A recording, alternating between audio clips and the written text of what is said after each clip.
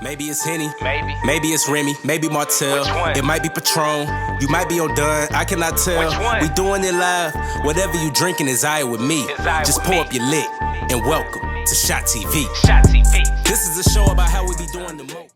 So, what up? I want to shout out my cousin Jalea getting married. She just got married too. What up, Mariah? So, I don't know, man. Let's do shots.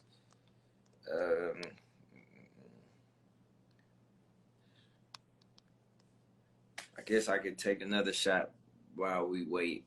I just don't want to get too turned because usually after this shit I go out and turn up and spend a whole bunch of money and shit, and I just don't think that's productive. Shout out to Cuz. Ooh. If not, we just gonna spin this bitch and keep going. But I also did add one topic on here, and I really don't want to. I didn't want to do the whole show on it. I probably could have, but I didn't want to do the whole show based off of what's this shit called, like the Will Smith moment. But it is up here, so be prepared to talk about that. Mariah, what trip did you just go on, man? Like, how do you keep doing all these trips and shit? So, all right, my brother just got in, man. So I'm about to add him in. We about to get this thing started, man.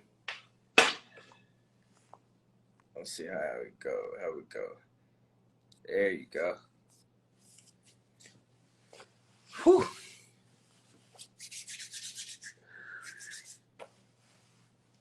Cuzzo, what's good, family?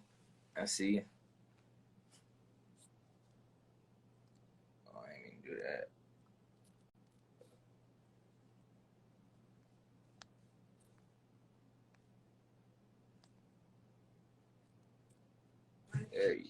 There we go. What's up, There man? we go. What up, famo? What's up, fam? Hey, I apologize about me being, you know what I'm saying, a little bit late. Man, we are good on this side. Your hair long as hell, man. Hey, this would be coming from you. Man, who started their dreads first? I feel like it was you, bro. You might be right. I feel like when I met you, you had a haircut, maybe. Yeah. I remember you were cutting everybody's hair and stuff. That is right. We're talking about entrepreneurship, right? And that's like the first thing that come on. You cutting people hair, right? You're a real entrepreneur. Definitely still cut hair. Every now and then. I don't have too much time, but you know, when I do get a chance, I don't mind. You know. Man, you a real entrepreneur. That's why I saved it for you, right? So first off, welcome to Shot TV, man. And just to kind of give you a shout out before I even start the show, I remember when you and I forgot the guy's name. He's a Q, and y'all had y'all show, the live show. It was like on Facebook. Was it me and Brad? Yeah. Brad. Yeah. So you know what I'm saying. It's just a long time coming, just from to see y'all show and be like, yo, you know what I'm saying. Influence people to be able to make their own shows and have a voice. Yeah. So, hey, God is good, man. God is good. Man, so what I'm gonna do first, I'm gonna spin this damn wheel, right? So Shot TV, we got the wheel, and that's kind of how we pick what we talk about, man. So, Okay. So let's just see the first topic. We got some shit up here, but it shouldn't be something too bad. I'm gonna get out the way a little bit and see what we first talking about. Check something out. F word. Yeah, it would be that. Yeah. So I know you can't see that for real. It's protecting women, right? So it's, I guess it's perfect for us to just get it out the way, man. So hey, don't ask me nothing about Will and Jada. I tell you. Yeah, so that's basically it, right? You know, we want to use that as our jump, but you know what I'm saying? I think we know a situation happened. And I guess what is your opinion as far as protecting women? Do you feel like we could do a better job of protecting women, or do you feel like, you know, like, and this is not an entrepreneur question at all, but you know, do you feel like, I guess, we could do a better job in protecting women physically, emotionally, and how do you imagine that? Yeah, definitely. You know, I feel like we can do a better job at that. You know, us as men, you know, we are leaders. And so I feel as though, you know, part of us being, you know, a leader is, you know, having consideration, you know, for those around us. And so, you know, it's kind of hard to lead and have people to, you know, follow you and, you know, want to listen to what you say, you know, if you're not considerate, you know, of those around you, you know, children and women. And so I do feel like we could do an amazing more job of, you know, protecting our women without being a simp. And so let me put that on there. I think that men should do a better job of protecting our women, advising our women, you know, being there for them without being a simp, you know, without looking for affection, without looking for sex, without looking for kudos at the end of it. You know, Yeah. just protect our women, go about your day. And I think that I think it'll help men out a lot because we always try to protect our women and then we want to look for something in return. Hey man, just protect her, show her that, you know, good men, real men still exist, and go on about your day. You know, we like to take advantage of the situation. So protection without being a simp, I think that's what we need these days. Yo, man, I love it. I love that answer. I'm happy we get to talk like this because I feel like we don't get to talk like this enough, man. Something I did with, well, I listened to Breakfast Club talk about it, and something Charlamagne said that I feel like that it caught my ear, and I feel like I went through something similar. Was the best way to protect women too is like really by going with like working on yourself as well. You know what I'm saying? Definitely, Like, definitely. because just like you were saying, we look for stuff in return, but also I feel like we put women in certain situations and then, you know what I'm saying, that's not protecting them. You know what I'm saying? Just as an adult, we look back at those situations and we say, man, like, you know, that was a fucked up thing. You know what I'm saying? But we got to protect them. So it's like from girlfriends to friends to whatever, just do a better job informing them. And you know, it's a two-way street, protecting each other. I think what we don't realize is by preventing someone to be involved in a situation is a form of protection as well. You know what I'm saying? So if I know me and you are somewhere and I feel like some stuff is about to go down, me saying, yo, let's get the hell out of here before whoop-de-whoop. Yeah. A leader has to be considerate of everything that's going on. And so kind of like you said, and just going back to my point, you know, you have to do things without wanting to receive something, you know, at the end. And so, you know, I've met plenty of women where, you know, I open the door for them or I pump their gas. You know, I may do something nice for them and I don't want your number in return. You know, I don't want a pat on the back. You don't have to take a picture of me and post me as the, you know, the nice guy you ran into today. You know, just do something nice for them, move on, and show them that, you know, good men still exist. I don't have to offer to pump your gas to get your phone number. Yeah. You know what I'm saying? Like, you know, and then we have to get away from that. Some women don't even want you to open the door for them because they think you're going to look at their behind. You know, we got to make them feel comfortable from making them feel uncomfortable for so long. And so that's just why I feel like we have to do our part here. Yeah, man, you're getting a lot of love. You're getting a lot of love. People who just getting here, man, with my boy JD, you know, with Justin. So, you know, we just talked about protecting women. We really finna get into the entrepreneur thing. Of course, we had an incident that happened last week. I didn't want to talk about the incident. I feel like it's very played out. But I did want to just talk about how I felt about protecting women. I don't think it always has to be physical. And I just want everybody to know that, you know, it's several ways you can handle something like that. And, you know what I'm saying? Like, protect women, and man. Can I just say something while we on the line? Because I haven't been using my Facebook status like I need to. I just feel though, hey, mom, I love you too. Love you too, girl. I feel as though mama kind of threw me off. We have to stop moving emotionally. Something that I saw not too long ago, it asked, you know, do you have emotional intelligence? Yeah. You know, some of us, we have intelligence, but do you still have that same intelligence, you know, up under the emotions, you know, while you're drunk, while you're angry, you know, while you're happy, you know, when you just got the check in the mail. And so I think that, you know, us as men, you know, and this is very key, we can save ourselves from, you know, from going to prison or being dead just by making better emotional decisions, you know? And so that situation that happened the other night, you know, not really trying to talk much about it, but I do believe that, you know, men and just people in general, just being able to, you know, be intelligent about when you should use your emotions compared to when you shouldn't, because there's a time and a place. I don't believe there was the place and the time, but, you know, we had you know, a death in our city, you know, this weekend that got caused over something where I feel like a simple conversation, you know, could have been had. But because we're sometimes I don't feel like we're emotionally intelligent. You know, we handle situations the wrong way, and that's kind of like why we're in the situation that we're in. Yeah, and I think a lot of people, you know, in our community raised off survival, you know what I'm saying? So when it comes to a lot of situations, even like the situation we're talking about right now, you know, oh man, shall be, man. Uh, but yeah, even the situation we in right now, man, I just feel like emotional intelligence is definitely, you know, uh, I think it's very important. I think it's important to talk about protecting women. I think it's also important for people to understand that, you know, like we all are like human beings, because the main reaction that I don't think gets talked about enough was like Chris Rock's reaction.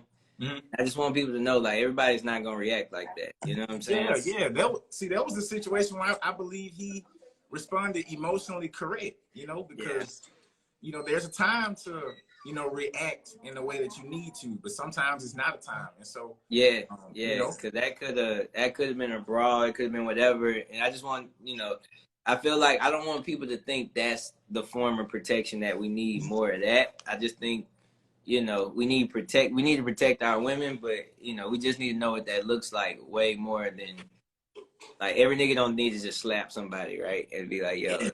It's a day-to-day basis. You know, I really believe that in Will's situation, he had many opportunities to protect, you know, his family. Agree. And he had many opportunities to, you know, protect his situation. And so just knowing about Will historically, you know, watching his situations, you know, I have his book.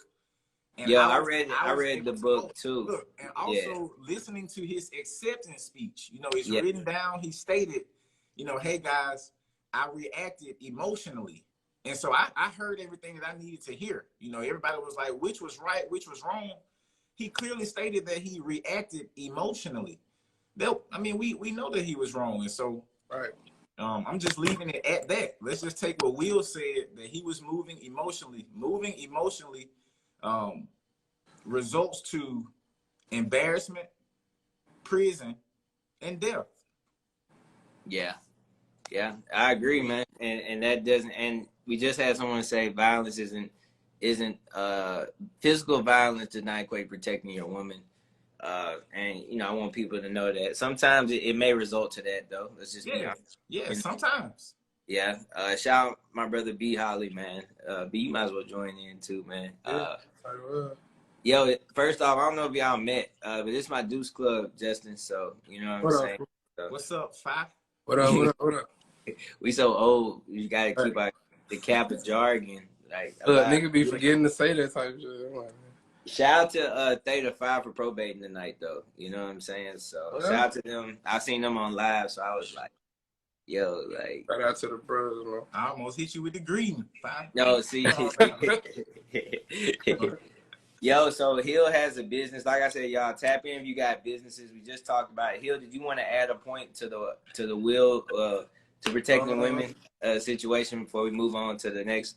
Not really. I feel like y'all pretty much said it all. But I feel like, as far as protecting them, like y'all said, when it comes to working on yourself, we talking about emotional intelligence. I just feel like the biggest part of that, you know, is saying that, we got to say it so we know it. But also, we got to make sure we say the stuff like, hey, man, you got to seek, you know what I'm saying, emotional intelligence.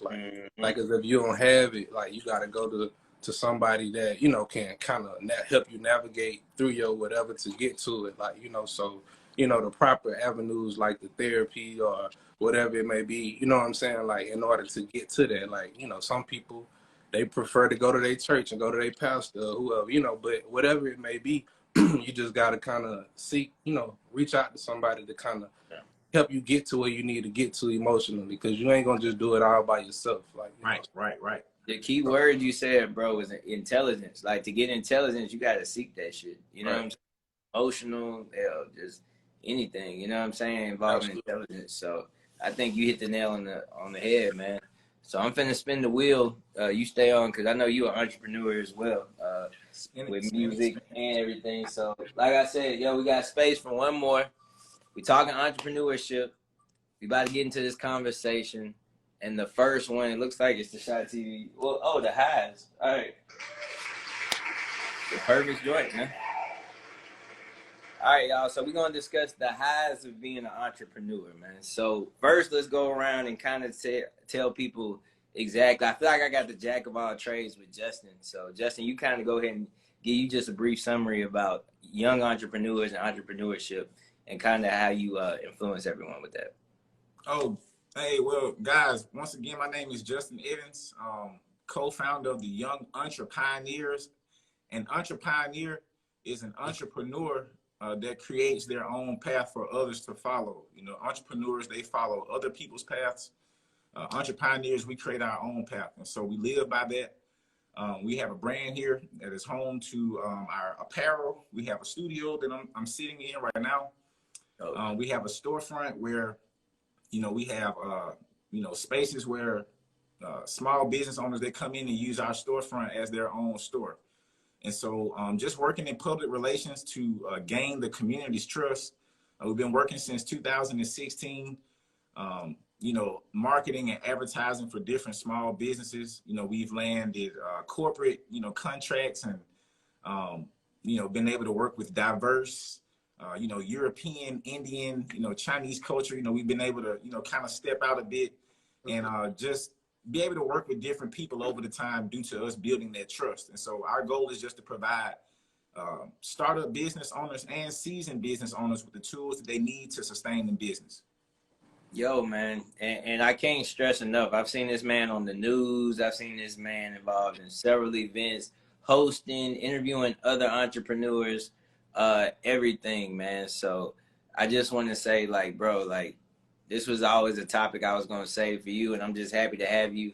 Again, Muffin couldn't make it tonight because she's stuck at the airport. We got to bring her back in some fashion. Yeah, if I can get back on when Muffin comes, she's dynamic. I want to be on. Dude, we got to make it happen, man. And that's the best thing about being. I want to be on for that. And it's just, you know, we control all our movement. Hill, go ahead and talk about, I guess, all the things you double and dabble with as far as being an entrepreneur. Well, with me, well, for y'all who don't know me, you know, I'm Jay Hill to my friends, but I'm Buddy James to my fans, for as music-wise and things like that. I really started with Facebook, to be honest. I started using Facebook to promote my music, and that kind of took off with my Mobilian brand. Mobilian was something I started with my music, like a couple projects, and it became bigger than me with Mobile and Mardi Gras. So when it kind of caught on to Mardi Gras, it made me kind of dive into merchandising a little more, and it's been pretty good. I'd say we talking about the highs. The highs with that are definitely, it's like when it's good, it's great. You know what I'm saying? It's like the money fast. You know what I'm saying?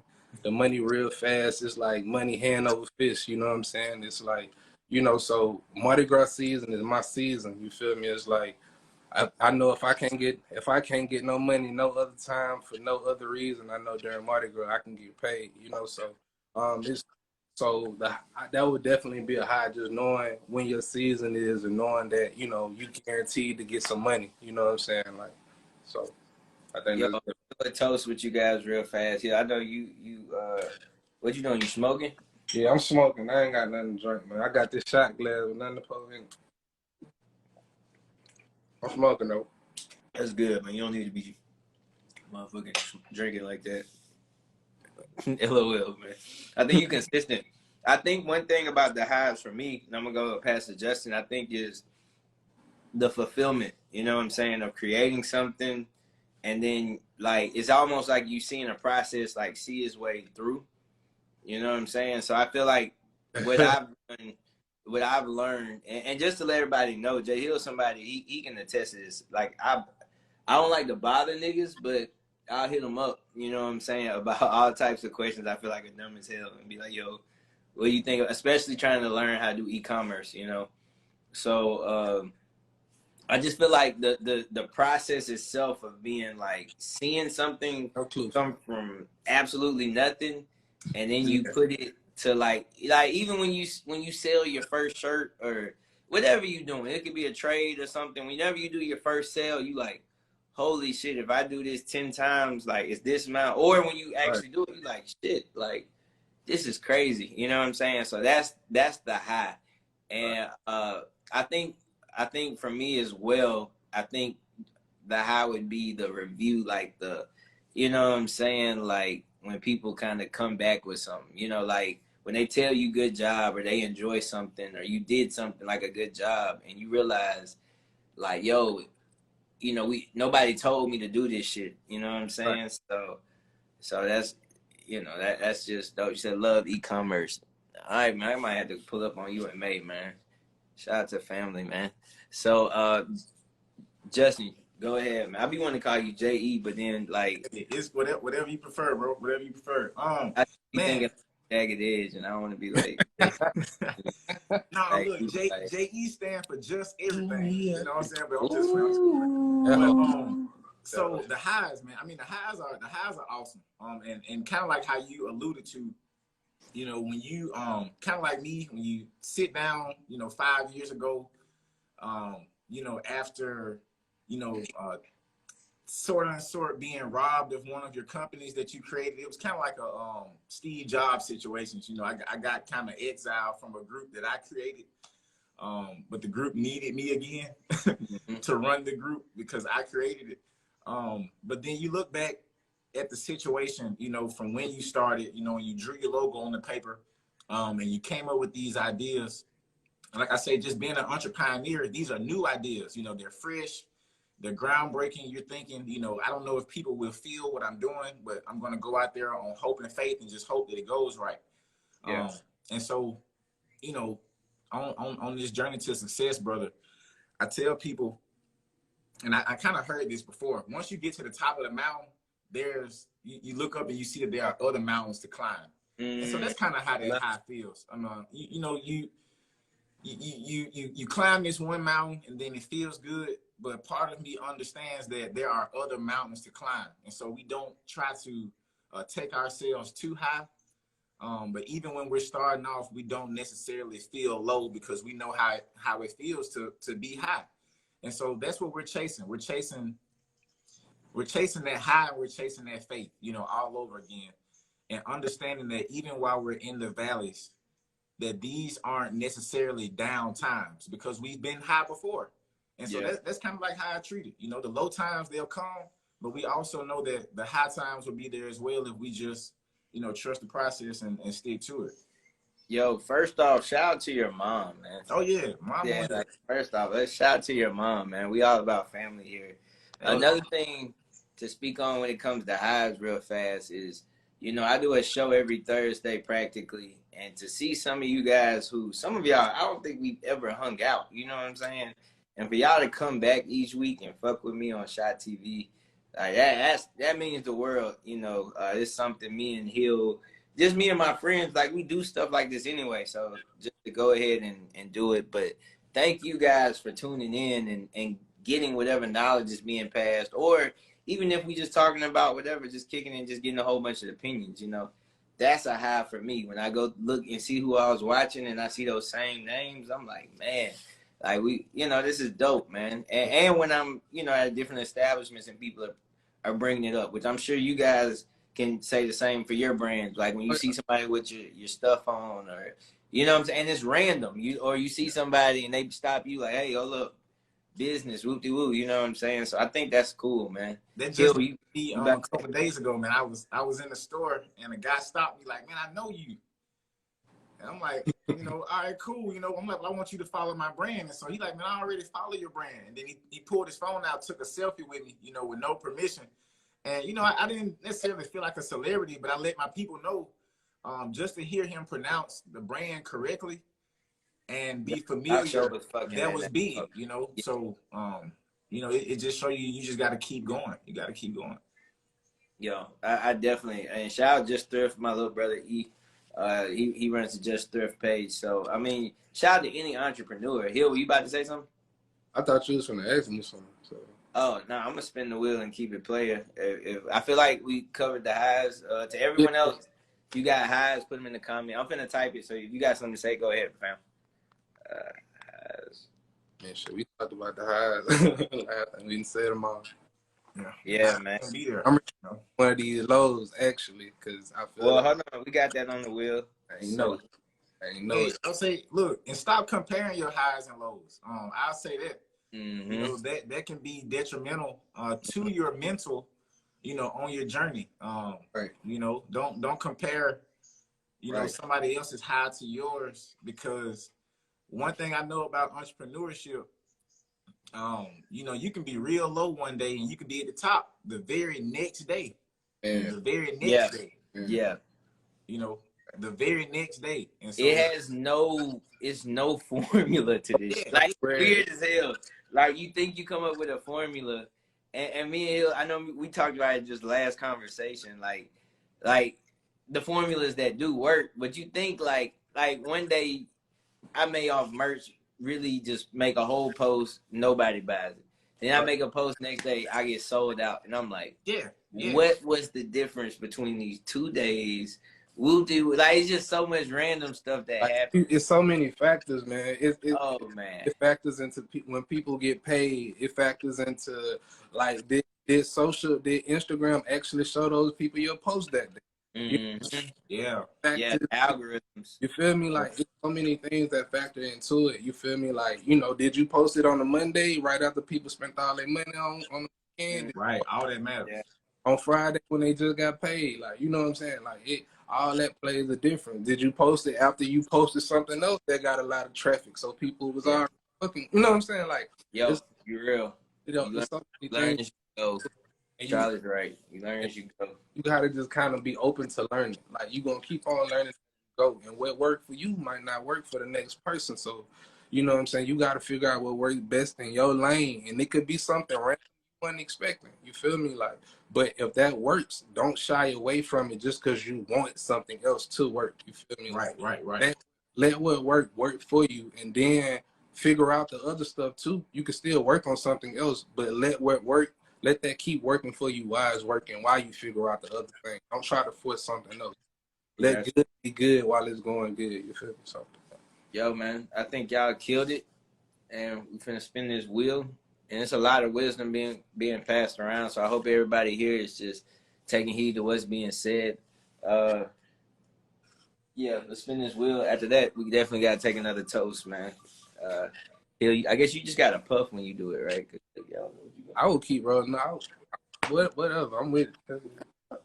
So, wow, we gotta work on the sound effects and shit. Yeah. So that's motivation, and they did the lion roar with motivation. So, yeah, that shit was kind of scary on my end personally. But so we're talking about motivation to being an entrepreneur. I know we just talked about the highs, but do we have? I guess people who motivate each other, mentors. You know what I'm saying? Do we look at other businesses? Like, what's the motivation of being an entrepreneur versus just, you know, being an employee and things like that? I'm gonna start with Hill on that one. You go ahead. I say the motivation. I think at first it started off with just trying to see if I can make some money on my own, just because, like, you know, I was just working. You know what I'm saying? Like, I was working, so I wanted to try something on my own. And then when it started to work, like it became like a rush to make money on my own. Like, you know what I'm saying? To be able to take care of myself off, you know what I'm saying, like off the money I was making. So that became the motivation to be able to take care of my life and be able to live off the stuff that I enjoy doing, like to be able to live off my creations, whether that's music. So like I get paid for my music streaming, I get, you know, my merchandising when I do that. Like it's so many different things. It's not just one thing that works. You feel me? It takes a lot of things right now to do it. But eventually it's gonna be one major thing I know that really do it all. But until then, you know, the motivation is making sure at the end of each month, like I ain't behind on no bills and none of that, and I know my whatever I'm doing get paid for that. So that's my motivation for real. So, you know, it's kind of. Hey, yo, Charlie, what up, man? You got hookah and everything. So Yeah, I'm just chilling, dog. man, welcome to the talk. Welcome to the talk, man. Justin, what about you? Motivation. How do you stay motivated being an entrepreneur? Man, I got to start off with my background first. I saw somebody in the comments, they said it's kind of hard to stay motivated, and that's true. The first thing that I thought about when you asked the question was just like my childhood, my upbringing, and my number one fear as well. So my number one fear has been failure since I was a child. And so just having people who believed in me, I saw, hardworking people before me, that drive and, being passionate, that was kind of like instilled in me. So it doesn't really take much to motivate me.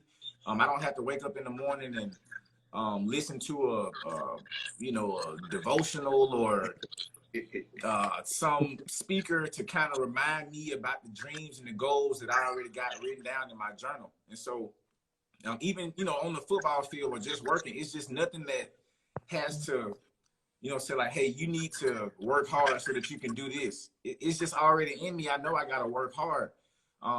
But I want to make these things clear. Sometimes we can be working hard at the wrong things and it'll kill your motivation. So making sure that you're in the right position, in a place where you can peacefully do what you want to do. Man, it's real easy for me to get motivated. I know what's at stake. I know the talents and I know the potential that I have. And so every morning that I wake up and I'm not in the place that I need to be, or I feel like I'm not using all of my gifts and all of the ideas that are in my head, it motivates me. Like I'm instantly motivated. And nobody has to call me and tell me to get up, go chase your dreams. It's something where, these dreams and these visions, they kind of like, bro, I'm like yay crazy when it comes to my visions. When you walk in my store, and I literally had to explain it to somebody, every vision that I've had, almost all of them are in this store. Because I can't sleep at night if I don't execute something that I thought about.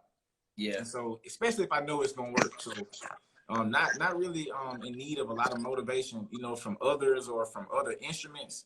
But it's kind of like, man, you got something that you're supposed to be doing, and that keep me from going to sleep at night, 1, 2, and 3 o'clock in the morning trading stocks, because I know I got different goals, to be able to do the things that I want to do. So that's how motivation rides for me. It just flow.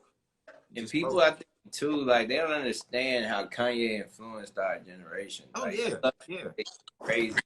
Like it's more so the drive and the journey that we saw from a dude who they wouldn't even let rap. You know what I'm saying? Like they used to tell him he couldn't rap, and now he's rapping. So I think that's what people understand. Of course, we love his music, but like that piece of it, definitely from an entrepreneur standpoint. Charlie, you got a do-rag? I got a chip on my shoulder too, bro. Just even from childhood, being the short guy, and come on, man, talk about it. Being overlooked, by talk about it. Women and college coaches and things like that. Man, I'm taking a shot at that, man. Want to see my mama, retire early because she been working since she was 16. It's just like, man, it's just in me, man. I wake up motivated, like, man, let's go. You know what's at stake. I'm toasting that. Tell him, man. Tell him. Charlie, yo, you got a do-rag business? Yeah, man. I started my do-rag business called Mad Rags. I saw that shit, man. Toast to y'all boys, man. Appreciate it. I gotta give me one of them beats. I got you, bro. Just on the website, man. Free shipping, all that. Yo, man. I had to pull up the mobile, man. For real. I know I just saw you last week. I didn't know you had the do-rag business. Yeah, I'm a cop one, bro. Yeah, man. That's dope, man. Yeah, so, yo, Charlie, so what made you...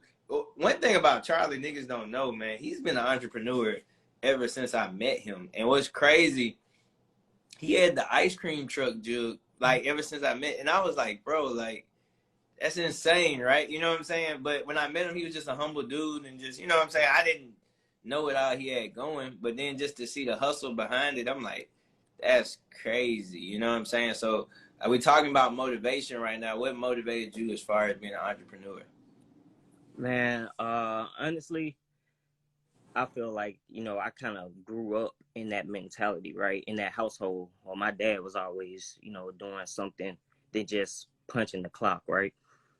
And so with me growing up in that way, in that mindset, you know, they kind of groomed me to, okay, I wanna do something else too, you know.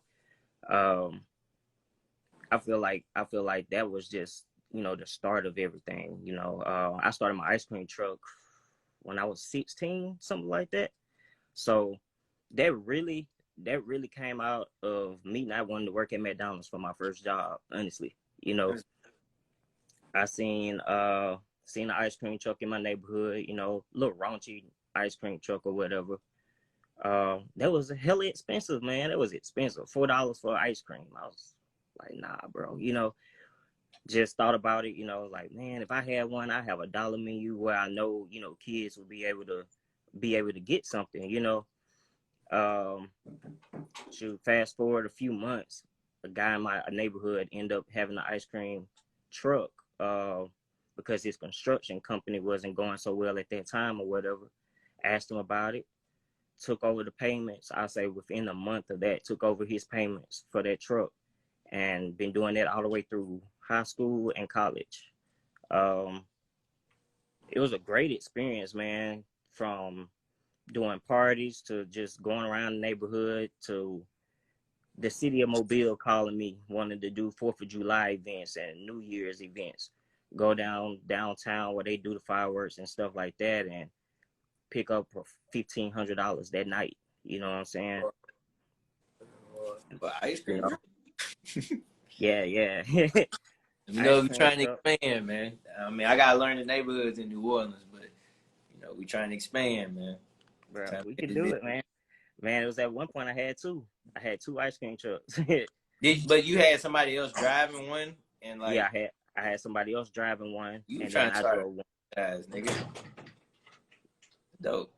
Yeah, man. As far as the motivation part though, like, just like I said, you know, motivating yourself, it's almost like getting in a routine of working out, right? Mm-hmm. So once you get in that routine and making it a routine where you don't have to second guess it, you know, to a point, then that motivation that's the motivation. That's your plan as far as getting up and doing it. Because sometimes you might not want to get up and do it. You know what I'm saying? Sometimes you got down days, or just like he was saying, where you got days where you down and then valleys and you low on those days. But the next day it'll come up, just like you said, that you will sell out, right? Yo, let me interrupt you, my line brother. Yo, shout out to Trey Clay. That's what I'm laughing at. $1,500. He said that's Calvin Ridley money right there. So that's a joke, man. That's a funny ass joke. Speaking of, like, when niggas were talking about we were talking about earlier, when we were talking about don't compare your highs, because you brought up something real about working out and everything. Justin was one of the people who used to make me want to quit working out, man. Like he work out a lot, and then he'll like show something about him lifting like 200 as a curl or something. I'm like, yo, like, F this, man. So I'm happy. That joint actually crazy, man. I'm gonna tell you something. Because a lot of people, you know, I run into men, and you know, men, they, hey, how you been doing, bro? And they like, man, I've been seeing you in that gym. And so, as a testimony, man, the day after I quit my job, I had an accident, and bro, I was the strongest I had ever been. That week, I had hit 315. I want to tell you this story. The Thursday, the air went out in my new building. I had just got it the month before. The air went out that Thursday, so that was $1,000. That Friday, I quit my job. That Saturday, I went in the gym and I hit 315 twice. I'm talking about, you know, I couldn't hit it, but one time I went in the gym, I hit it twice. That night, I had an accident, totaled my car, and I was out of the gym for maybe like 5 months. And so, I can tell you psychologically, it got me, bro. You know, I had got back skinny, and you know, it was kind of like I was losing a part of me, because most people know, like, man, I know if anybody in the gym, you know, Justin is in the gym. Yeah. And so, man, just talking about how you stay motivated. I remember those highs. You know, I can tell you, you know, last June, I was the, you know, biggest, and you know how much I weighed and what I lifted. But how do we get back to that? And so even in the midst of my valley, it's been a tough valley. You know, I'm not able to go in the gym and push the weight that I used to. But God has still given me the ability just to go in there, you know, and still do push-ups. You know, even after the accident, I still got all my limbs. And so it's stuff like that, man. You know, instead of getting down on ourselves and, you know, being out for the count, you know, how can I find a way to stay motivated? And so, man, just getting back to them push-ups, it got me back into the gym, and I'm getting there, bro. I'm getting, I ain't where I used to be, but I think too, man, I think something we all got to realize, all four of us, is that people watch us and we don't know people are watching. You know what I'm saying? Like, I don't think I ever had a conversation with you about working out, like, ever. But I made a joke about it, and I still, like I said, the young entrepreneurs, right? I said it right? Yeah. So, like, just, I always knew how active you were, but it's like when I'm around you, we probably out somewhere turned to something. Like, I don't get to have the conversation, you know, pieces like, yo, like, you know what I'm saying? Like, I got this deal, woo, you know what I'm saying? But it's crazy just to you know, Hill, I have the most access out of everyone, so I feel like it doesn't apply to him. But even Charlie, like, I never came to you and be like, bro, you got an ice cream truck. You know what I'm saying? Like, I'm just saying, like, but we notice it. We see that success amongst each other. And maybe those conversations aren't had, like, enough. You know what I'm saying? Because my biggest regret, I feel like, and maybe Hill, we got the same regret, is not doing stuff earlier. Right. You know what I'm saying? Like, not doing this way earlier. Charlie spoke at how he basically got off the porch at 16, you know? And I'm like, in college, I mean, we all got a network, but think about the network we had in college and the movements we could have started in college. And now we're at a point as adults and we're reaching out to people who, you know, we used to be in college with, but, you know what I'm saying? I used to be around and trying to get these people back. We got algorithms and shit blocking us from, you know what I'm saying? Our organic market as far as, you know, using just social media. So it's like, I just think my biggest regret is not starting a lot of shit earlier. But, you know, I'm a huge God-fearing man, and I believe everything happens for a reason, just like what you spoke about, and everything's right on time. And just before I pass it, I hate to mix God with this, but I'm about to take a shot. So we're wondering, hey.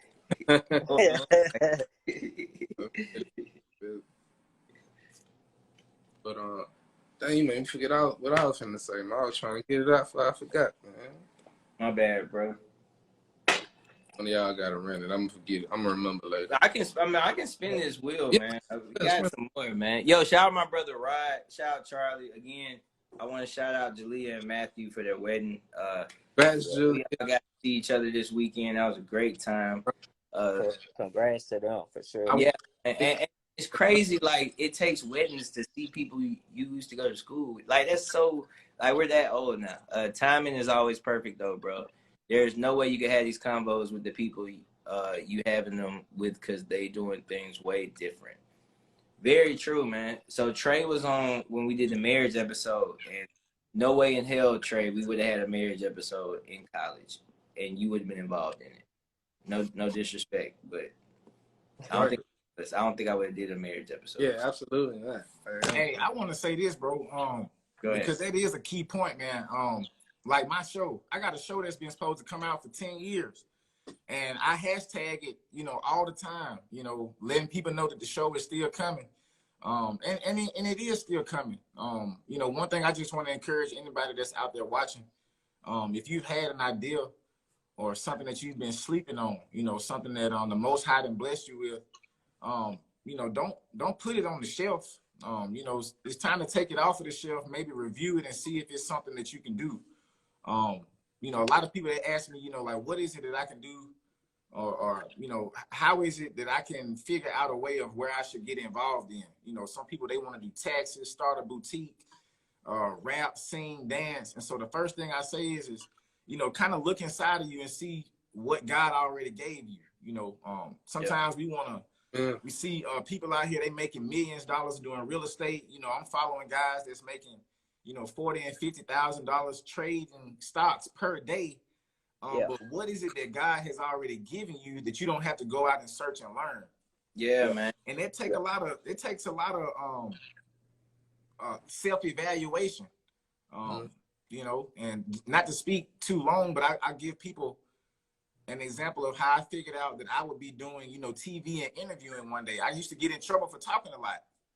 And so I took, you know, a flaw of mine and turned it into a career. You know, I used to get in trouble for talking too much in class because I was done with my work and I'm waiting on everybody else to get done.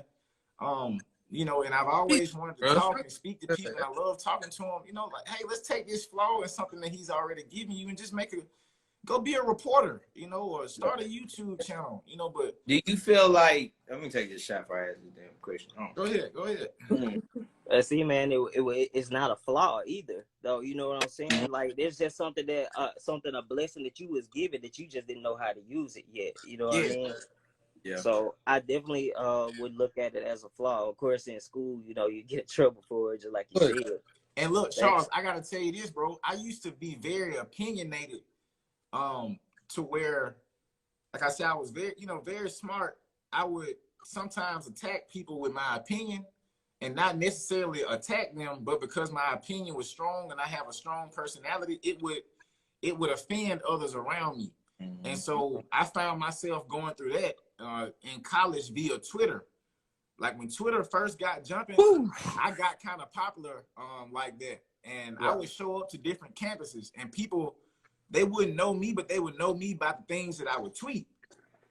And it wasn't bad. It was going against, you know, what everybody else believed. And so I had to realize that in order for me to be able to continue to walk in certain doors and be able to be in conversations like this, you know, you have to understand that your opinion doesn't always matter. Others' opinions matter. And in order for us to communicate and all feel equal, you know, we have to consider one another. And so, man, it went for a period. I was quiet for a long time. You know, I use my wisdom now, but it just came to a point where I realized that I was attacking everyone and the things that I disliked about society and about people. But there were things that I disliked about myself. So it was like, man, you need to just focus on you. You can't focus on correcting and speaking out, you know, against Will Smith and Jada's situation all the time. You know, you need to focus on, you know, yourself. And so, not to call it a flaw, but it definitely did, you know, offend people. And I didn't want to be a person that was you know what you need to, all the time. You know what you need to do? You got to be able to officiate weddings. Like, I feel like that'd be dope. If you don't do it, I'm gonna do it. But I feel like you should be able to officiate weddings, man. Is that am I the pastor that bring them together? Is that what officiate mean? Like hopefully all our friends get married. So you just gotta go up there and do like, you know, the little ceremony part, and then I wouldn't mind doing that. That's what I'm saying, bro. Like, I think you would be really good at. You're very well spoken, and you know what I'm saying. I can just see parents being like say something that just means something. You gonna just like he speaks well and you official. Like y'all wouldn't want me up there because me is gonna go up there and tell them don't sign this paper and give this kiss if y'all ain't for real. You know, don't make this kiss if it's gonna be over in a year. And I will say that, you know, and that's so I have to learn how to not. See what I'm saying? You already trying to position yourself better than the other wedding officiators. You know what I'm saying? I don't think people say that. Right. Yeah, they just to the book. Don't sign up for this if y'all ain't serious. I'm spending well, man. Shout out to my dad on here too, man. My dad watching. Pop's on here too? Yeah, he taught me how to cut hair at 14, and shout out to Pops. Shout out to Pops. Yeah. It's scared the fuck. What is you doing up there? Hey, yeah, that's the lows, guys. That's the lows. So now we finally get to the lows of being an entrepreneur. I would like to start with this one, the lows of being an entrepreneur. I definitely think the lows is like it's that gray area. So I learned this on one of my earlier episodes. Shout out to Ray, the imposter syndrome, right? I think that's a huge thing that contributes to the lows. Asking yourself, are you even worthy of this? All right, like, do people really fuck with your shit like that? You know what I'm saying? Like, why are you selling this shit, man? So I think imposter syndrome is a huge contribution to the lows of being an entrepreneur. I also think it's that unknown, man. Like, it's that little unknown shit where you don't know, but you just feel like you're in a gray area. And shout out, again, he's right here. Shout out to Jay Hill because having someone who's already went through all the shit and you can just call them and be like, bro, this shit ain't right. Or, hey, I'm losing money from this. And he's like, bro, just change this or change that.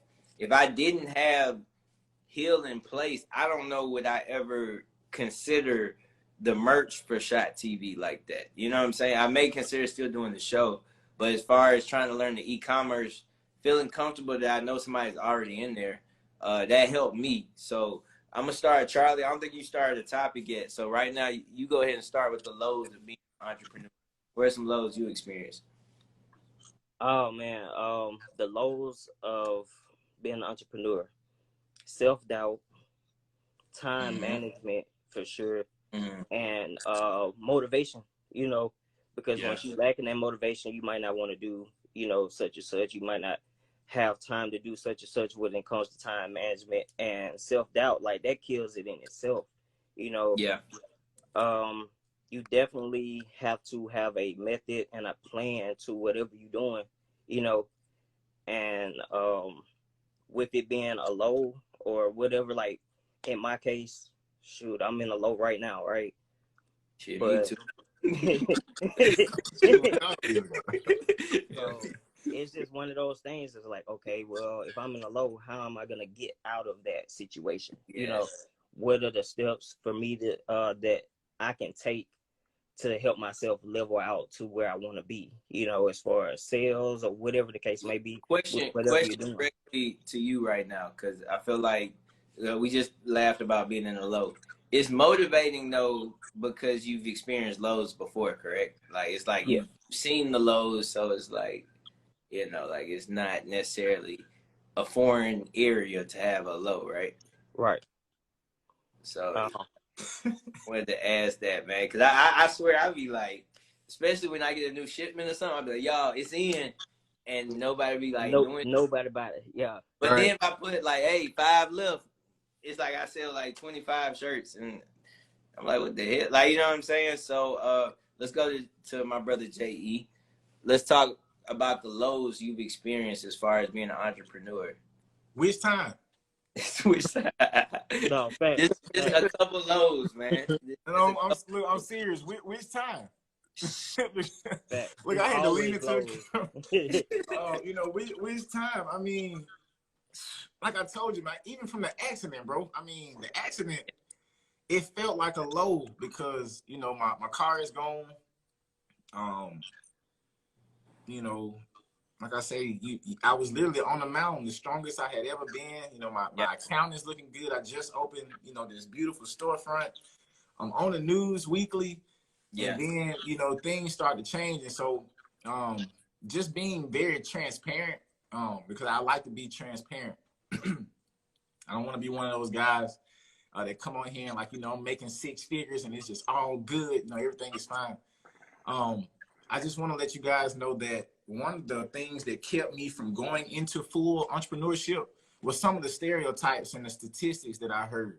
You know, like it takes, what they say, 6 months in the business, you know, you won't make a profit or something, or it takes 1 or 2 years to 2 years before you see a return, really. Before you see a return, and I'm just like that. That's what they say, but No, look here. I was just going to what you said. That didn't sound like something I wanted to sign up for.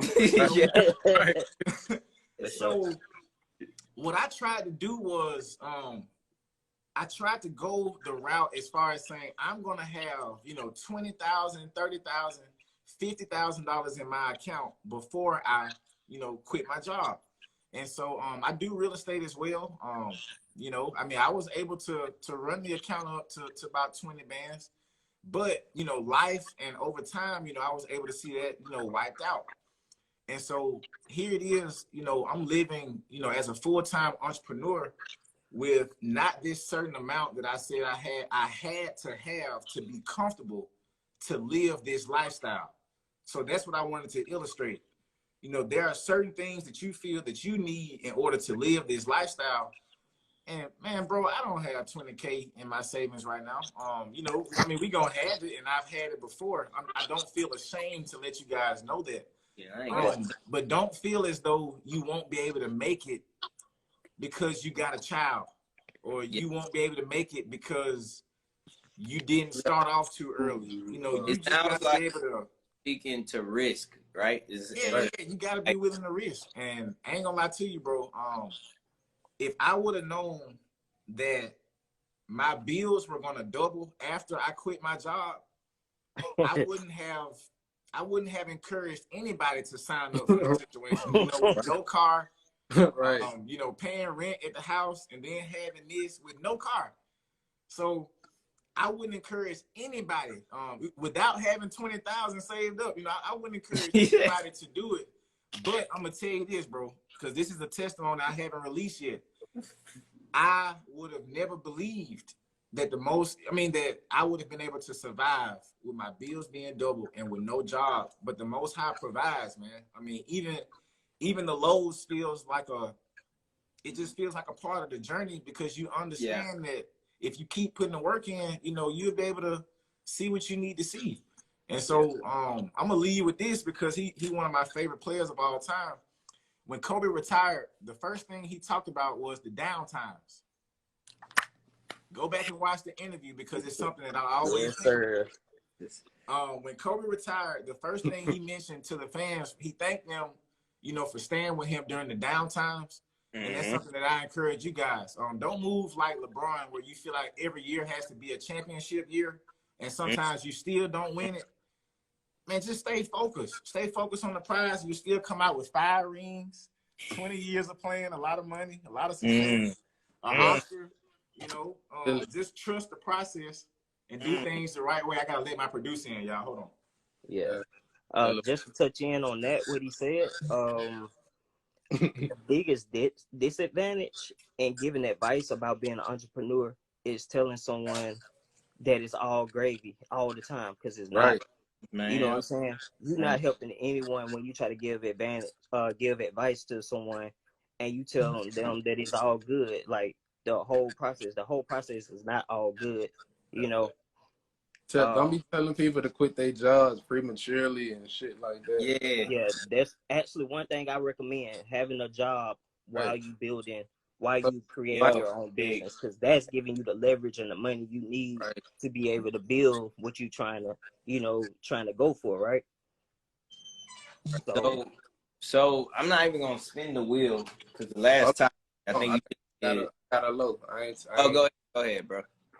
These fucking computers, bro. These algorithms and stuff like that. I'd say so as B know, like my music kind of popped off on Facebook, like to the point they verified my page on there and everything. Like my numbers were going crazy.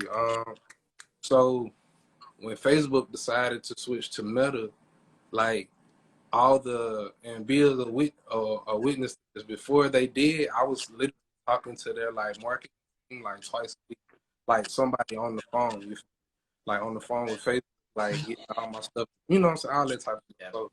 But when it switched to Meta, it's like computers started running the Facebook side of it, basically, right? So now, like say if you talking in lingo, you feel me?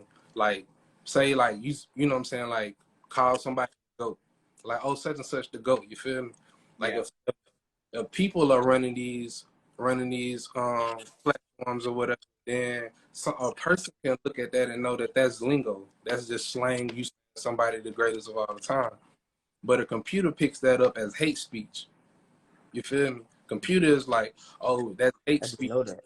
You feel me? It's dumb, but now when you try to like, you know, to review it, you going, you know what I'm saying, you try to whatever you gotta do, like, you know what I'm saying, when they say if you wanna go back or whatever, so but you try to do it and they like, nah, they don't when they review it, they like, nah, we gonna keep our decision the same because it's a computer doing it, it's not a person. You feel me? So with that comes restrictions and comes shadow ban and all that stuff. Because now they're saying like your page is not going by community guidelines and stuff like that. You feel me? So now I have like 65,000 people followers that I really don't have access to because like my page kind of like got all these different restrictions on it. You feel me? So now I'm having to try to navigate other platforms and stuff and almost start from scratch again. You feel me? Yeah. So I'd say when it comes to picking a platform, make sure you kind of keep up with the times. And I say, like, stuff changes fast, and you gotta be willing to change with it as fast as it changes. Like right now, like TikTok is like, if you got some music and you can make a song boom on TikTok, you feel me? You could probably get you a good following, and that following stay with you. You feel me? Like, them your people now. You feel me? Like, for as whatever you do on your own, whether you got a whatever now. But Facebook, not so much. It's kind of outdated, and you know what I'm saying? And it's on different ways. So I had to learn that the hard way, because it was going well when it was going well. But when they decided to change, it ain't had nothing to do with what I was doing. But when they decided to go a different route, that messed I had going. Tech companies, bro. Tech companies just in general, man. And I think it's hard, just like you provide music, with me providing the actual Instagram live show, me trying to get into YouTube now. If you don't subscribe to my page, you know what I'm saying too.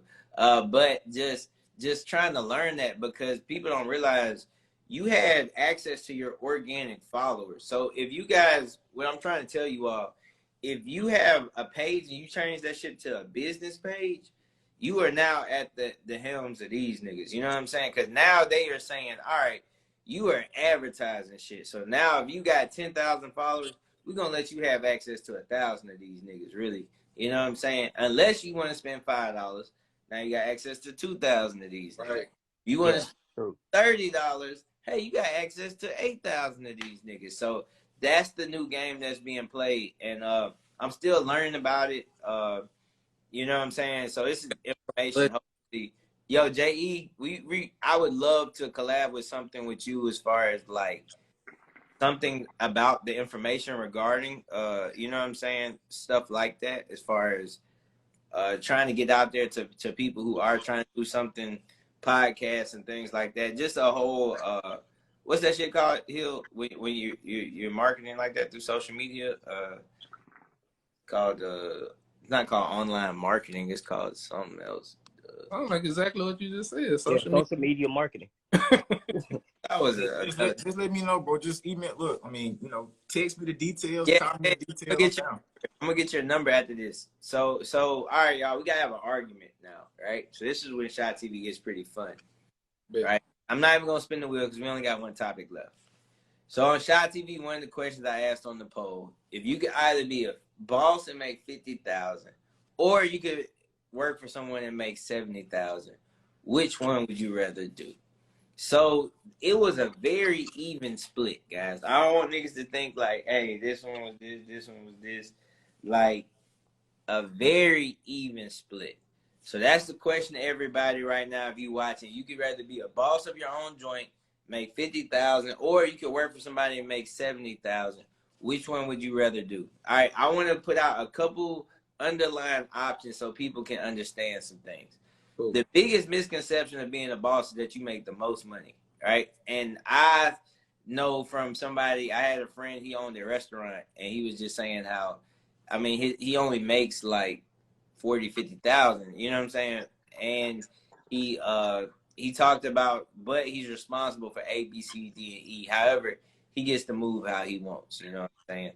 Right. So I already know which side I'm on. I don't think I'm on the popular side with this one. I feel like I saw all three of you guys answer, so I know what y'all gonna pick. But I want to start with my brother JE again, of course. And I know which side you gonna pick.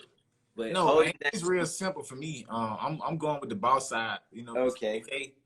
I rolled out of the bed this morning at 10 a.m. Yeah, that's so positive, right? You know, that was by choice. Cause I was up at 8:30, but I woke up at 10, and just knowing me, I was always late. You know, late coming to work. You know, I was always. He's preaching now. He's preaching now. Look, I'm giving you guys real reasons why I'm, a boss. And I consider a boss that got other people up under them. So if you're just working by yourself, you're not a boss. Let me say that out there. You know, bosses, you put other people on. So let's just, and even if you are working for yourself, let that be your goal to put other people on, because that's what a boss does. And so, rushing back from work during a lunch break, you know, that's just not me. You know, I need more than 30 minutes. You know, I need more than an hour. You know, these are things that I've had to debate with my boss about. You know, like I need more than 30 minutes. I may not get there on time. And so, you know, if you're working for somebody else, your money getting cut. So you can take that 70 down to 59, you know, 58. And like I said, just being able to go as I please, do the things that I like to do, it's real easy, man. I would choose the 50K. You're not gonna necessarily miss that money because the time that you're not working, you know, for that 9 to 5, you have the opportunity to go make what you want to make. So, Right. you know, at my old job, I was making $125 a day. I think $131, $2. I don't even make that in an hour doing what I do now if I decide to. You know, it costs me at least $175 to show up for 30 minutes. So you just kind of get to set your schedule the way you want to. And so you may have made 50,000 in next year, but keep standardizing yourself as a boss. You know what I'm saying? You're gonna be straight real soon. For sure. For sure. Being a boss at 50K compared to an employee at 70K, that's only $20,000 difference, right? So if you're a boss at 50K, you can also use that money and leverage yourself to that 70K, right? Compared to being an employee where you kind of stuck in whatever position you in, you know, and not having free creativity reign on what you doing. You know what I'm saying?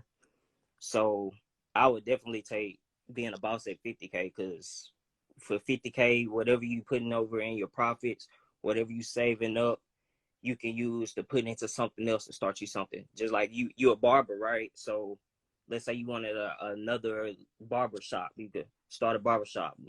Myself, I'm looking into rental houses, right? So if I got one business that's making me 50K, I can use that money that I'm profiting and start me, you know, get me a rental house, you know, get another rental house, you know, that'll build you up to that 70K easy, you know, whatever situation you're doing, right? Or whatever you into. So I definitely take that boss making 50K over the 70K employee, man. Y'all doing some good points, man. Y'all doing some good points, man. I'm not gonna lie, man. And I've actually added to the points of the 50K boss. I feel like I should hit 80, but I think this makes the conversation perfect with 70. So, yo, Hill, what's your thoughts on it? Shit. I'm with him. The only thing that'll make me say anything different is if if the job is something like that. Let's say everybody's dream thing isn't something that they can do by themselves. You know what I'm saying? Like, you know what I'm saying? Like say, like we'll see now. You know what I'm saying? Like what he does. There's no way right now he could have just jumped out on his own and just did that. So he kind of got to work for somebody. You know what I'm saying? Get that. But I feel like, you know, if you can make 70K and you take home 70K, like if you could take home 70K, you know, that's the big difference. If you could take home 70K and do it comfortably, like where you still, you know what I'm saying, your time is your time where you kind of this person that prefer that schedule. Both of them. That's I was just gonna say that. You feel me? You feel me? It's like I know people who kind of, you know, can fit into both worlds. You feel me? But like, it's like I feel like if I'm making 70K and I'm comfortable, cool. You feel me? But like, that's my thing now, comfort. Like I like to be able to hit the road and get to my people when I want to, because I don't live, you know, in the city no more. So if I want to go see my nieces, I don't want to be like, damn, I gotta work, so I can't. You know what I'm saying? I can't get down enough for this. Like, nah, I'm on the road. Like, so, you know what I'm saying? Like, want to be the boss for the freedom, but if I can make 70K and still move like that, whatever. Like, you know what I'm saying? I'm gonna take. So just listening. First off, thank you, Charlie. Thank you, JE, for both of because it's a lot of things I didn't think about when I even wrote this question, man. So a huge thing that Charlie and you said it, Hill. If you could take home the whole 70K, so of course we get benefits at a job, guys, but y'all know how benefits work, you know. Right. That shit's coming out of that salary, you know what I'm saying? Yeah. So it's like they tell you making 70K and you sign up for benefits, and now 5,000. Oh. Man, he disappeared for healthcare and everything. You know, it's not Look, bad. hopefully you ain't hopefully you're not living with the mindset that just because you're making 70K, you go out and get you an Audi. Right. You got to go out and buy a new house so that you can keep up with everybody else's timeline. Right. Because they graduated, got a good job, they got a new car, and the next step is to go get a new house.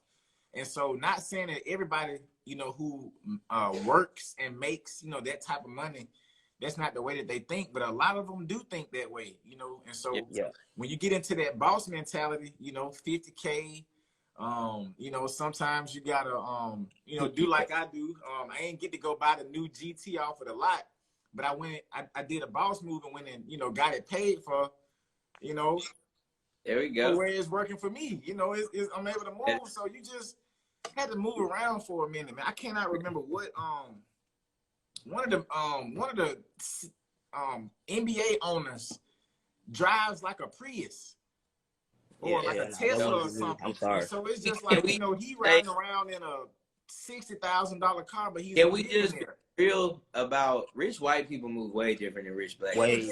Way different. And they shop at TJ Maxx. And so I shop at TJ Maxx. So total, rich white people are more like, I'm rich, who give a damn? And black people like, we gotta show that we get money, man. So that's a huge difference, man. I think Feel like rich white people just show you different. Like, we show you with these clothes, they gonna go get this boat. You know what I'm saying? They gonna go get this boat and let you know, I just got, this new motherfucking boat. You feel me? Boat, horse, you feel me? So it ain't gonna be on their body. It ain't gonna be this chain or this, whatever. But you pull up at the marina, nigga, we can go hop down on this new 2021, whatever. You feel me? Yeah. And they understand assets, liabilities. Right, exactly. That's what I'm saying. Because you can sell your boat and boom. That's what I'm saying. Or you can rent out your boat. You know what I'm saying? Like, hey, all right, well, shit, Shaq needed a boat.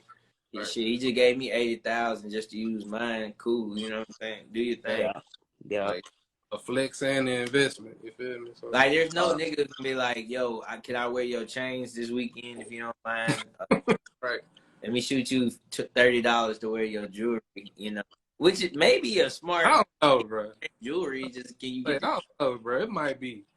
Atlanta is a wild place. I never do it in Atlanta. I wouldn't even do it in New Orleans. It would have to be a controlled area. like, matter of fact, you're right. I wouldn't do it. Period. I don't trust Tuscaloosa, Mobile.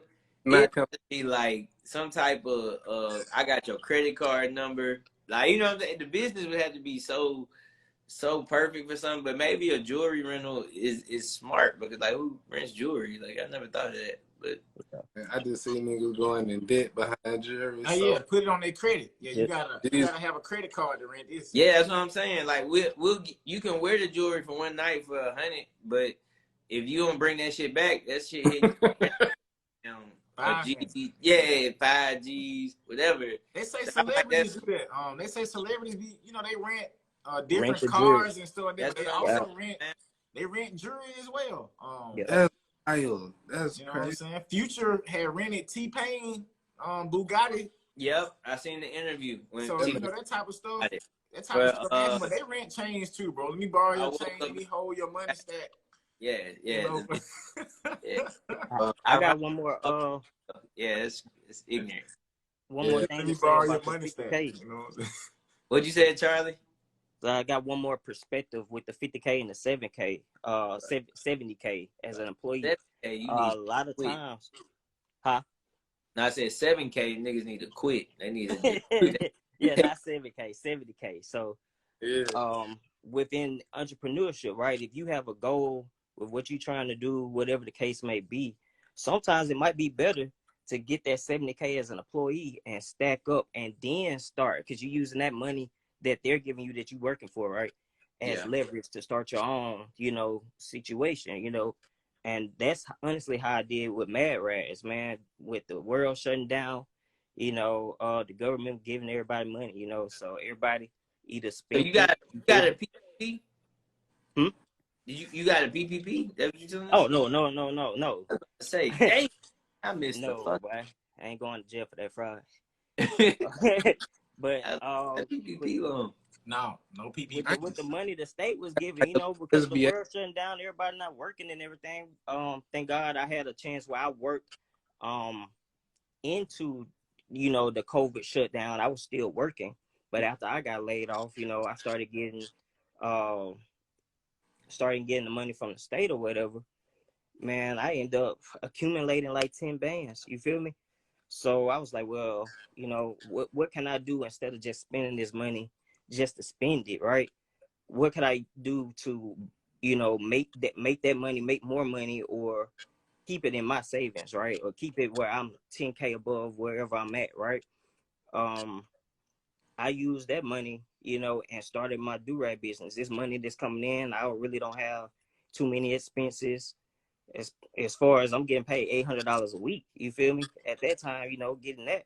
So I use some of that money to start my do-rag business, and so that was great. So it just depends on how you use the money that you got coming in, especially if it's a surplus of money where you living below your means, or have any type of profit where you're not cutting out of your bill money, right? Yeah. And use that to try to help you make some more money. So No, for real. that's where the whole Mad Rags came from, something I always wanted to do. Looking in the house, I got all these do-rags that I done bought from other people. You know what I'm saying? Why not sell them? Something I was really into, yeah, I think that's one of the things you got to look at too, though, as far as being an employee, making that 70K, living within like a 40K means for the time being, and using that money to, project yourself upward, Yeah. And to add to it, I think a lot of people understand being a boss. A lot of bosses that I know of, they were good workers. You know what I'm saying? They were good employees. Like, you know what I'm saying? Like, if you suck as an employee, that doesn't mean you just meant to be a boss. Like, you know what I'm saying? Yeah, true. A right. whole mindset that comes with that. You know what I'm saying? So, Jay, I thought I saw you about to say something. What up, brother? Oh no, man. You had me having a flashback right there, man. I felt over time I felt like a bad employee. And it kind of made me feel like, like this is why this is probably the best thing for you. But it was as simply as just having a boss over me. Yeah. I mean, at all of my jobs, I was the best worker. Exactly. I did my job. I just didn't like coming in on time. I didn't like having somebody on top of me. Yeah. Self-motivated. We don't need a goal at the end of the month. It's just, man, we're gonna do our job. Yeah. And we normally would do it well. So. Oh man, especially you be like, yo, like, especially if you like know more than your boss or something. You be like, yo, check this out, man. Yeah, like, yeah. Nah, It's crazy. real. It's crazy. Kind of like what she was saying when I was working at Wells Fargo and I was doing real estate at the same time. I remember right before I didn't get fired. I left Wells Fargo because Social Security had came. So I had went to Social Security, because a better opportunity had come. But kind of like how C was saying, you can work as an employee, but what is your mindset, when you're going in? And so if you look at my most recent Facebook post, I was on this podcast called the Load Podcast, and I talked about how I would use the money to fund my dream. And I just talked about, what is your mindset when you go into the door of your job? My mindset was to simply take this check and figure out how it can make my life better. Yes, which was funding my business or funding my dreams. Yeah. I didn't say make my life better by what I could buy, from my Amazon cart, or the Gucci belts and things like that, or taking vacations. How can I use this money right here in order to put me in a different situation, in case I wanted to leave? And I also explained, if you walk into your job every day with, I'm just trying to survive this day, or I'm just trying to make this week, or I know I'm here for the next 40 years, then you start living in that. Me, man, I'm so out of here. I'm only using this shit to do what I need to do for what I need to do it for. Man. And so For sure. And we come from everybody to do that. Don't feel stuck. I used to, walk around different jobs, encouraging, other employees to be on you know, to do certain things as far as entrepreneurship. And they just like, Justin, I feel stuck. I got these kids. It just ain't for me. You know, I'm gonna retire in the next 18 years. I'm just looking for that. And it's like, you looking forward to the next 18 years, you know, working here. You know, my God is bigger. You know, he gives us opportunities. And I'm not saying that it's something that's going to change overnight, but we only get one life. One life. And so if 70K and going to work and coming home is good enough for you, that's totally fine. You know, but for me, I just feel like it's not even a money amount. You know, we've been blessed with so much talent and opportunities and so much knowledge out here. Yo, if you really want to create, you know, your own path, stay at it. Like, you get one life.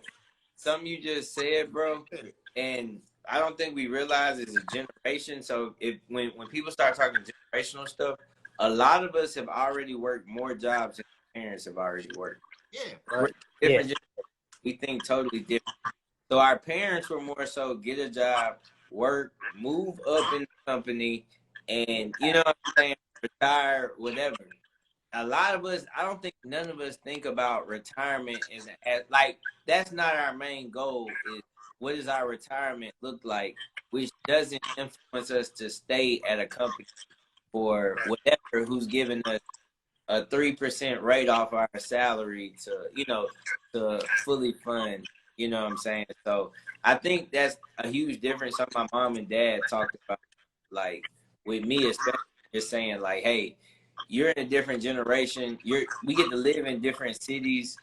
You know what I'm saying? We get to move around if we want to. So it's like, we're definitely like, it's different. It's a different time, just all together. It's a different time. Like us, we have to do better. And when I say do better, I got two hardworking parents who are doing great. And so when I say do better, it's not to diminish what they did. So since 23 years old, all my parents have heard me talking about is network marketing and making millions of dollars. And you know, they like, son, you know, think about it, you know, good job, benefits, security, you know, and I'm like, yeah. You know, like I told y'all, just from my childhood, I feel like, and I had to have this conversation with them, you know, you guys have given me enough, you know, passion and knowledge and motivation to where I should be able to do things a little bit different, you know, this next time. So hopefully my children won't even have to go into a job. They'll just go right into some businesses. Yeah. Maybe they won't even have to go into college debt. You kind of reminded me of a situation where, like, when my mom, when I was at Alabama State before I graduated undergrad, I'm in grad school now in Tennessee or whatever. But like, I was supposed to graduate like the fall of 2016. So I'm ready to class. I go to class one day. I ain't on the road. So they like, yeah, you gotta go talk to financial aid. They didn't drop me, say I ain't got financial aid. Yeah, I done been there before. Right. So out could this like my lease at my apartment up at the end of this semester because I'm like, I graduated, I'm trying to get up out of here, you feel me? Like, so now I'm like kind of stuck because I don't really know what to do or whatever. My mom, who's from another generation, like this is that time when I'm just growing my hair. You feel me? Like, and my mama, I'm just this weak kid, like stoner dude, like, you feel me? She think that's the problem. I'm like, clearly that's not the problem, but she think that's the problem. So her advice was to cut my hair, put on like a suit and tie, and go into the financial aid director office, damn near beg. You feel me? Oh hell no, we ain't doing that. Listen, I was so mad at my I was so mad. I'm like, man, what? I'm mad. I'm like going off. You feel me? So I just hang up or whatever. So like I'm pissed. I go through the motions because I don't know what I'm gonna do. You feel me? My lease gonna be up. I'm like, man, I gotta do something. So I just go in I go on financial aid. Of course, not just none of that. I'm like, whatever. Luckily, the dude who's over financial aid was a captain or whatever. So when I first walked in, I'm just like, what up, Five? So he kind of look up like, so this whole sob story, bro. Like not listening to none of I was gonna ask, did you like shimmy or something? nah, bro. I just get a sob story. Like, look, I'm just nigga trying to make it, man. You feel me? I let So he just like, so what's your GPA? I'm like, my GPA was like 4.35 or something. I say that, and he was just like, oh, you could be on scholarship. I'm like, what? Like, he was like, yeah, you could be on scholarship. Why you ain't on scholarship? I'm like, I don't know what you mean. Like, ain't nobody tell me, you know what I'm saying? I'm like, so he just told me to go to the library, fill out something real quick online. By the end of the day, long story short, I got a scholarship or whatever to finish school. You feel me? Like, so I got a scholarship now. I'm like, damn. I hope this shit comes somewhere to live, nigga. My lease up at the end of the at the end of the semester. You feel me? So it did. They ended up giving me like, you know what I'm saying, a place to stay or whatever for free, the whole nine or whatever. Like, and it was all just all really good off of prayer. And I went up there and talked to them people or whatever, and it was just like staying true to everything. Like I really went up there and did the work. You feel me? So when I went in the office, I ain't really got to tell no BS on like what type of student I was. You feel me? Yeah. So it was just like we are who we are. You feel me? It's just like stand on that. Like you feel me? Like you work hard. You did everything to be who you are. Stand on it. Like everywhere of the word. You feel me? So like, cause I wouldn't be who I am now. All the stuff I do, I wouldn't do it. You feel me? Like when I went there, all I knew how to do was write a song. I left there knowing how to produce, engineer. I came up with my mobility and class. You feel me? Like I made my first like $1,000 while I was in class off of like while I was doing a project. You feel me? And then that just led to all this other stuff. You feel me? I ain't had a real job in like 2 years now. You feel me? Like 2, 3. You feel me? So and my bills always paid. That's how I'm living. You feel me? So in the end, like I really did, like we are who we are, bro. You are who you like. Everybody who listens, everything you've been doing, you are who you are. Stand. You feel me? Like when shit get bad, don't let somebody scare you into doing something that ain't you. You feel me? Like stand on who you are. Dog. It's gonna work out. Like everything get hard because it's supposed to. If it was easy, you wouldn't really be into it. Like that ain't why you like it. That ain't why you love it. Easy. That ain't it. You feel me? So whatever it is, like you feel me, stand on it, dog, and it's gonna work out. I just wanted to get that off me. So That's great. A testament to God, man. And I just want to say this, y'all. I'm at the point I'm about to take this last shot, and I love you guys so much, right? But I can't be on here just taking shots all night. I want to go around and like give everybody their flowers. First off, Jay Hill, thank you as a brother. Thank you as one of my best friends growing up, coming through college. It's a testament to God of our friendship and our brotherhood. But thank you for always being there for me, and I can't thank you enough being there not only through personal but through an entrepreneurial. We gotta sit here and do a part 2, J.E. We gotta do a part 2, man, because certain questions I had I didn't get to, and I can't wait to hear Muffin talk very crazy, right? So yeah. Hey, me and her is like, you know, I'm kind of I gotta make sure I say this correctly. I'm kind of like the by the book type of guy. Muffin is just gonna, you know, she gonna let you know, like, hey, ain't no book. Believe me, ain't no book. Believe me, that's somebody we know, man. Charlie, shout out to you, man. Thank you accepting me as, you know, somebody you listen to as a big homie. You know what I'm saying? Etc. I think as an entrepreneur that you're gonna go so far in life, one of the first entrepreneurs that I think I got to know and see you do that. So everybody asks about Muffin. She's stuck in the airport. So we're going to run it back, y'all. This is definitely still going up. We're going to run it back for sure. But Charlie, like I said, I can't commend you enough as the work you do as an entrepreneur. Welcome to Captain Alpha Psi, by the way. You know, a recent You initiative. said what? Yeah, he had to come through the alumni route, man. So we did all Kappas tonight. We did all Kappas. All the way around. You know, so, hey, but welcome, brother. Welcome. Appreciate it, big dog. No doubt. Least, J.E. brother, it's crazy. We actually know each other for over 10 years. Yeah, Like, you know, 10 years. that's not crazy shit. Like, it's crazy how God works and then puts you in front of people and around, and they end up being, you know, not detrimental. They end up being very important to what you got to do. You know what I'm saying, in your journey. So I know you are a very important piece for me as far as support and bothering the hell out of you about certain things. But it's definitely certain topics, not even just entrepreneurship, that all three of you guys got to come back and answer questions to with Shot TV. Definitely Shot TV fam. So I'm dedicating this last shot to y'all. If y'all got any last words, y'all can say it, and we're gonna get the hell out of here, man. So yes, this is for y'all right here, man. So thank y'all. It's empty. Appreciate it. Man. Hey man, and trust the process, man. If any of you guys out there need help with advertising or marketing your business, hit my company up. You know what I'm saying? We love supporting small, and we definitely love supporting Black. You know, so trust the process, don't quit. And if you ever need some motivation, call me. I motivate the motivators. Hey, I like it. Hey. Look, I be having motivational speakers. They be going through call me. You know what I'm saying? Because I'm gonna put that fire up under you and tell you to keep the faith. So to you guys, man, hey, congrats on all of your endeavors. Mr. Hill and the C, keep doing your thing. You know what I'm saying? Hey, in all, what is it? In achievement in all fields. We so close.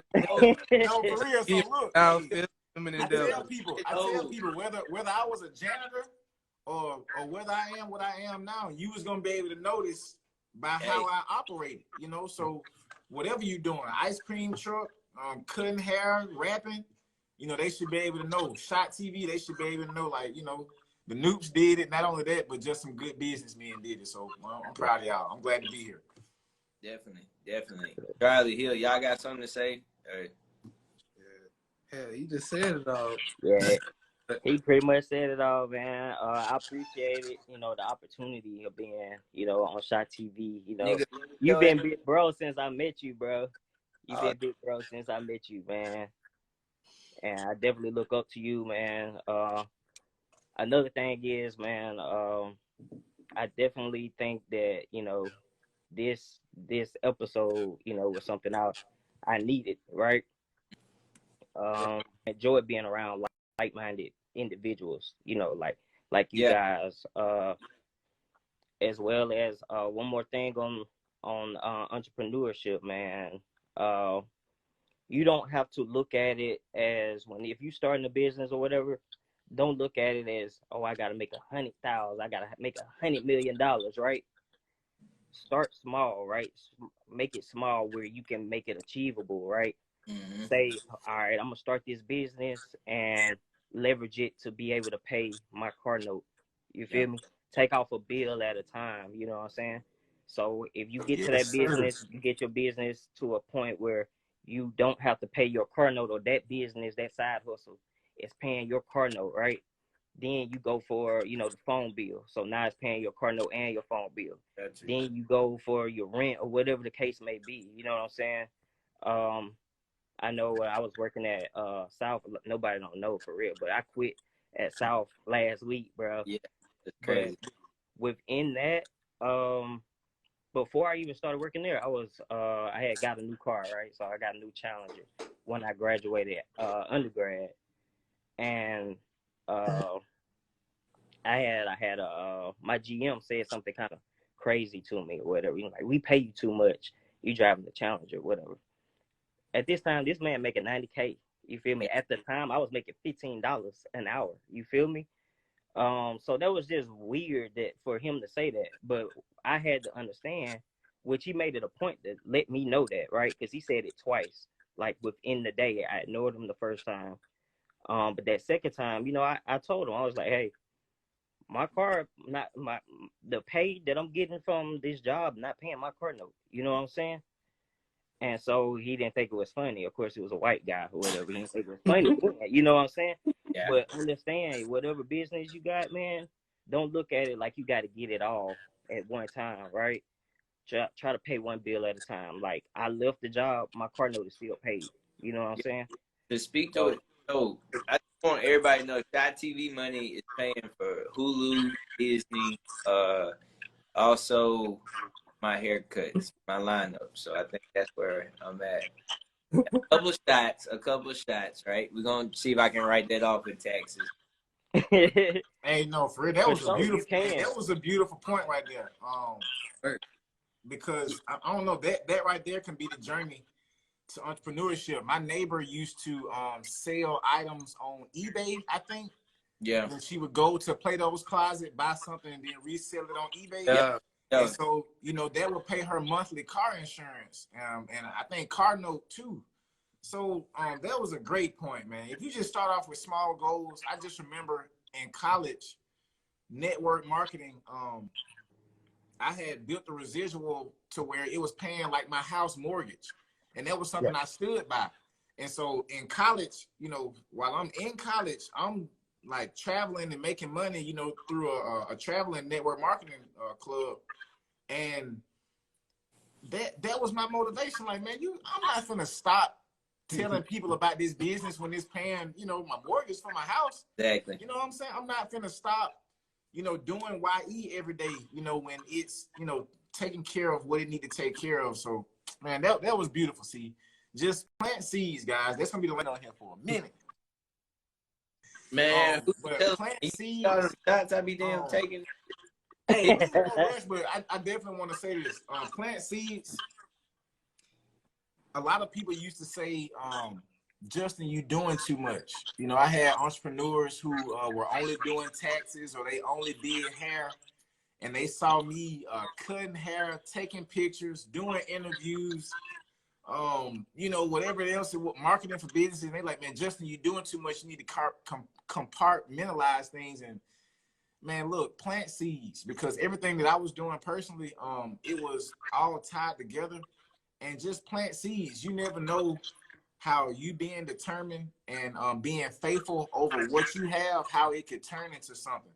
And every seed won't grow, but plant them, monitor them, water them, take care of them, nurture them, and then you'll be able to see which plants you need to focus on the most. But don't plant no seeds. Right. Don't plant no seeds because gardening is hard. I garden many plants right now, and over time, shoot, I ain't saying that we just chilling in the shade, but we see it coming, and so we use your faith, man. Trust the process. Shop on our website, youngentrepreneurs.com. No cap. No cap. Follow me, man, right? You got, and that's it, man. Have faith. Billion. Trust the process. You got motherfucking do-rags. Hey, y'all shop. Y'all. I want a do-rag, bro. Please DM me. I get some, please. All right. We all got network part 2. And send me your music, Mr. Hill. I get on the music too, bro. You got this nigga calling me Mr. Hill. I don't know your first name, bro. I know your last name. You just call him Buddy. Everybody call him Buddy. He the only person. It's like my friends are the only people that still call me like Hill and stuff like that. Yeah. And it's hilarious. Like I love it. What size, big bro? Let me know what size. But yeah, man, shop with the merch. Support all of our shit, man. Yo, I'm coming. I gotta come to the actual joint, man, in Birmingham, man. So I want to pull up on you. You feel me? So I gotta pull up, bro. Pull up, bro. Hold on, I'm trying to show you the building a little bit, man. Look, there's a storefront right here, man. You can. Oh yeah, that's dope. Yeah. Shit, we're gonna be down for our 8-day week. Oh, and we got a studio back there too. So if you need to come in here and record, bro, you know what I'm saying? You can come let's in link here for real. I'm gonna be in T-Town 8-day weekend. We got some plans, so I got to up. But ain't nothing to just come up there for a day because I'm off that Friday. So Rod, meet me at the studio, Rod. Meet me at the studio. We pull up, man. I'm telling you that now. I'll meet you in my house. That's what. Oh yeah, you off. We'll talk offline. I just want to thank all y'all for the episode. Dope episode. We're gonna run it back, even if it's not the same topic. I feel like it's a lot more to touch on the topic, but not the same topic, guys. Tap in. We got a lot of shit to discuss as Black people, not just Black men. Black women, y'all get involved with Shot TV as well, man. So I just want to say I love everyone. I can't thank everyone enough. Like I said, it's just important to tap in with each other, man. And I gotta order me a pizza because I think everything's closed. I've been doing things, so I just want to say I love y'all. Definitely Love you too, dude. Keep it up, man. I'm proud of you, man. Thank you so much for even thinking about me, brother. I appreciate it. Man, come on, man. It's the beginning, man, not the end at all, man. So I love you. And Trust definitely, process, man. I'll be tapping in with y'all. Hey, make a post right after this for your Trust the Process. Charlie, make a post with the do-rags. He'll make a post. You got any more mobillion so I can repost it. So after I post the episode, everybody knows exactly how to get to it. So, and just tag me in it so I can repost, man. Man. All right, y'all. We out, man. Great episode. Right. Thank you, Appreciate my brother Ryan. Yo, Shot TV, we out, man. Nah, Shot TV. We interview people, man. Shot TV is about I got the dopest friends in the world. So I bring these niggas on once a week. We take shots.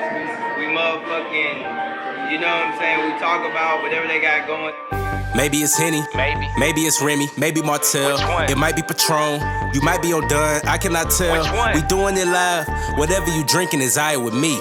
Just pour up your lit and welcome to Shot TV. This is a show about how we be doing the most. My friends as live as it gets, pour up a shot, let's give them a toast. I know designers, I know some rappers, and I got friends that do R&B. I know a model that's out in Miami, and I got friends that play in the league. Don't get it confused, I got some friends in every profession. You dealing with life, I know a therapist, get you a session. We ain't gonna never stop handing out flowers while they still alive. So go get your merch, click on the live, and come catch a vibe. Maybe it's Henny, maybe it's Remy, maybe Martell. It might be Patron, you might be on Dunn, I cannot tell. We doing it live, whatever you drinking is alright with me. Just pour up your lit and welcome to Shot TV. Shot TV.